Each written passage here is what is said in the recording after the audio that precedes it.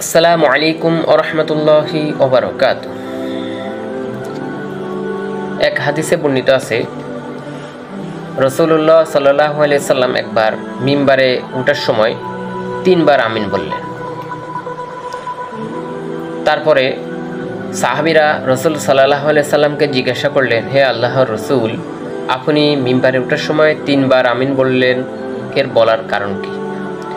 রাসূল সাল্লাল্লাহু আলাইহি সাল্লাম তাদের জবাবে উত্তর দিলেন, আমি মিম্বারে যখন উঠতেছিলাম তখন জিবরাইল আলাইহিস সালাম আমার কাছে উপস্থিত হলেন এবং প্রথমবার আমিন বলার কারণ হলো যে রমজান মাস পেয়েও গুনাহ ক্ষমা করতে পারল না এবং সে মৃত্যুর পরে জাহান্নামে যাবে, এজন্য সে ধ্বংস হোক, এজন্য আমি জবাবে উত্তর আমিন বললাম। দ্বিতীয়বার আমিন বলার কারণ হলো যে ব্যক্তি যে মা বাবা দুইজনকে ফেলো অথবা দুইজনের একজনকে পেয়েও তাদের খেদমত করতে পারলো না বা তাদের দেখাশোনা করতে পারলো না, এর জন্য মৃত্যুর পরে সে জাহান্নামে যাবে, এজন্য সে ধ্বংস হোক, আমি জবাবে বললাম আমিন। তৃতীয়বার আমিন বলার কারণ হলো যে ব্যক্তি আপনার নাম শুনল, আপনার নাম শোনার পরও দুরূদ পড়ল না, সে ধ্বংস হোক, এজন্য আমি জবাবে উত্তরে বললাম আমিন। দেখেন এই হাদিস থেকে আমরা কি বুঝলাম?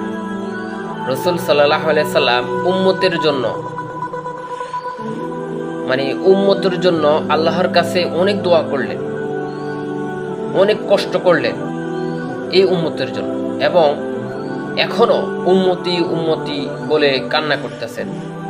রাসূল সাল্লাল্লাহু আলাইহি সাল্লাম হাশর ময়দান দিন তার উম্মতের জন্য দৌড়বে, তার উম্মতের জন্য শাফায়াত করার জন্য অস্থির থাকবে, কোন সময় আল্লাহ নির্দেশ করবে এবং নির্দেশে শাফায়াত জান্নাতে নেবে। রাসূল সাল্লাল্লাহু আলাইহি সাল্লাম কোনোদিনও উম্মতের খারাপ চায় না। তাহলে রাসূল সাল্লাল্লাহু আলাইহি সাল্লাম কেন বললেন 3 বার বললেন ধ্বংস হোক, এর জবাবে আমিন বললেন? এজন্য রাসূল সাল্লাল্লাহু আলাইহি সাল্লামের নাম শুনলে আমরা দুরূদ পড়ব, অন্তত একবার বলা ওয়াজিব। যে ব্যক্তি দুরূদ পাঠ করলো না সে ধ্বংস হোক, রাসূল সাল্লাল্লাহু আলাইহি সাল্লাম ধ্বংসের জবাবে বললেন আমিন, আল্লাহ তুমি কবুল করেন।